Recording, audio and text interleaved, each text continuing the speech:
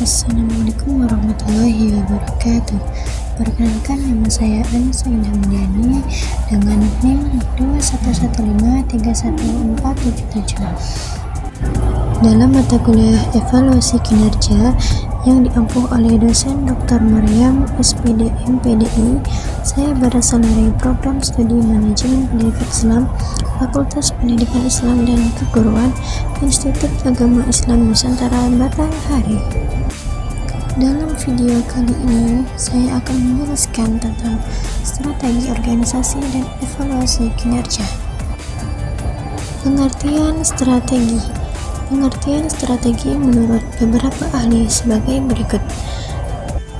Menurut Stephanie Karus-Adi, menurutnya strategi adalah sebagai suatu proses penentuan rencana para pemimpin puncak yang berfokus pada tujuan jangka panjang organisasi, disertai penyusunan suatu cara atau upaya bagaimana agar tujuan tersebut dapat dicapai.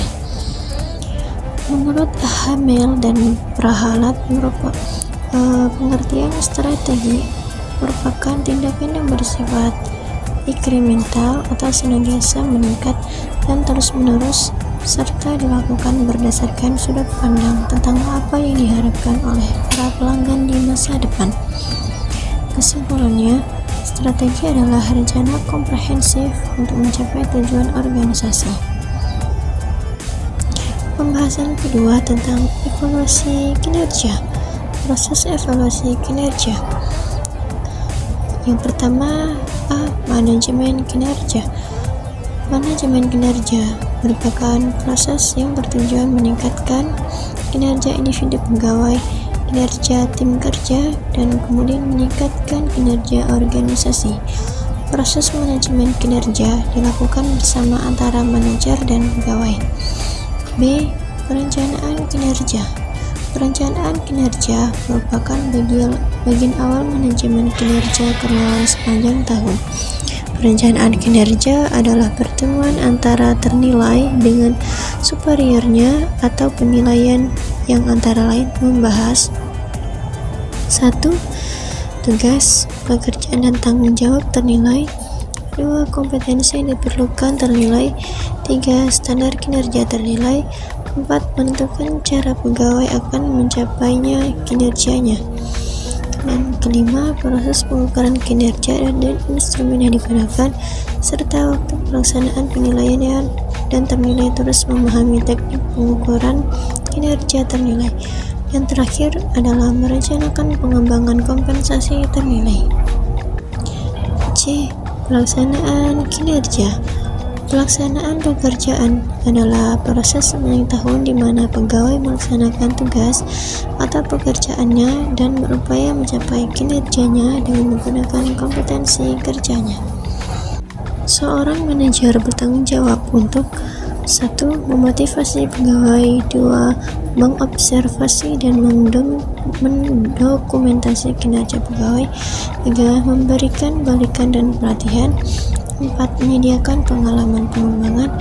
5. Menyelesaikan dan merevisi tujuan dan standar kinerja dan kompensasi pekerjaan untuk mengkondisikan perubahan. Dan terakhir, memperkuat perilaku yang efektif pada karyawan dan kemajuan ke arah pencapaian tujuan yang telah ditetapkan. D. Penilaian kinerja. Penilaian kinerja dimulai dengan mengumpulkan data kinerja para pegawai sepanjang masa evaluasi kinerja. Penilai mengobservasi indikator kinerja karyawan, kemudian membandingkannya dengan standar kinerja karyawan. Ketiga, penilaian kinerja dilakukan secara formatif dan sumatif. E. Wawancara evaluasi kinerja. Wawancara evaluasi kinerja adalah pertemuan langsung antara penilai dan ternilai untuk membahas hasil evaluasi kinerja ternilai dan menyusun rencana kinerja ternilai untuk tahun yang akan datang. Tujuan wawancara evaluasi kinerja: 1. Memberikan balikan dan penjelasan atas nilai kinerja ternilai. 2. Memberikan kesempatan kepada ternilai untuk menjelaskan kinerjanya. 3. Mengubah kinerja perilaku kinerja, dan sifat pribadi yang ada hubungannya dengan pekerjaan ternilai yang tidak dapat memenuhi persyaratan standar kinerjanya. Dan yang keempat, memberikan reward terhadap kinerja yang baik. Manfaat wawancara evaluasi kinerja. 1. Untuk mengembangkan kinerja, penilai dan ternilailah yang mengetahui problem di tempat kerja dan merekalah yang harus menyelesaikannya. 2. Mendorong pertumbuhan dan perkembangan yang sedang terjadi dalam diri karyawan. 3. Menyediakan informasi untuk perencanaan dan pengembangan karir karyawan. 4. Menyelesaikan perbedaan konflik mengenai kinerja antara penilai dan ternilai. 2. Ada keterampilan penilai. Penilai memerlukan keterampilan khusus agar dapat melaksanakan wawancara dan evaluasi kinerja yang baik. Keterampilan tersebut antara lain: 1. Memahami sistem evaluasi kinerja. 2. Kepemimpinan. 3. Keterampilan wawancara. Keterampilan wawancara dijabarkan sebagai berikut: keterampilan mendengarkan, keterampilan berkomunikasi, kecerdasan emosional, kecerdasan sosial.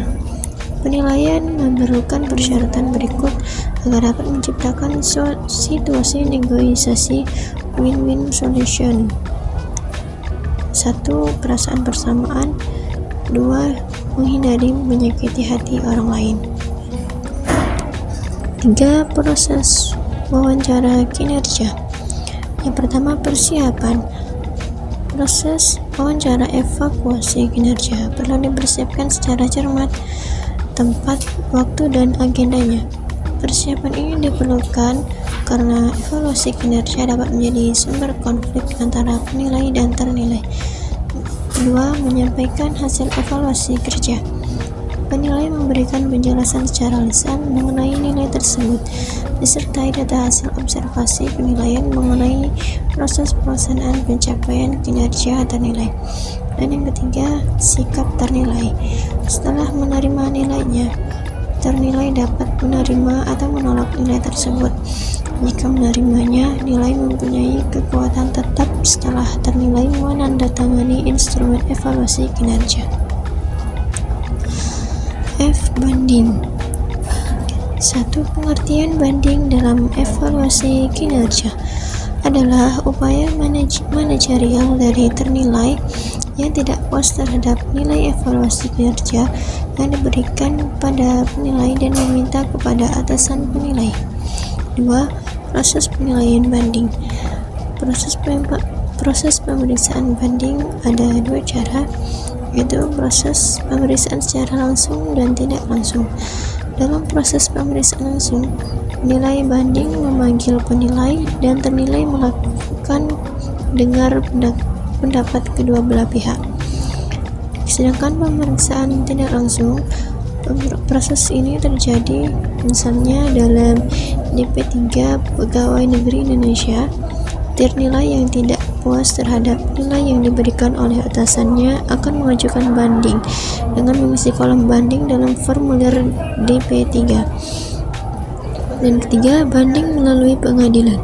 Sistem evaluasi kinerja yang tidak mempunyai proses banding dapat menyebabkan pegawai yang merasa dirugikan oleh penilaian atasannya membawa kasusnya ke pengadilan perdata. Ia menggugat atasannya atau perusahaan ke pengadilan karena merasa diperlakukan tidak adil. Dan yang terakhir tentang Central Assessment. Central Assessment adalah suatu proses, bukan tempat atau unit administrasi, di mana individu karyawan ternilai atau asesi dievaluasi oleh penilai ketika ia mengikuti suatu seri situasi yang menyerupai altar pekerjaan yang sesungguhnya dengan menggunakan metode tertentu. Central Assessment ini merupakan suatu prosedur yang dipakai oleh manajemen sumber daya manusia untuk mengevaluasi personil mengenai sifat-sifat, kemampuan, dan kompetensi yang relevan dengan keefektifan dan efisiensi organisasi. Mungkin hanya itu yang bisa saya sampaikan. Sekian dari saya. Assalamualaikum warahmatullahi wabarakatuh.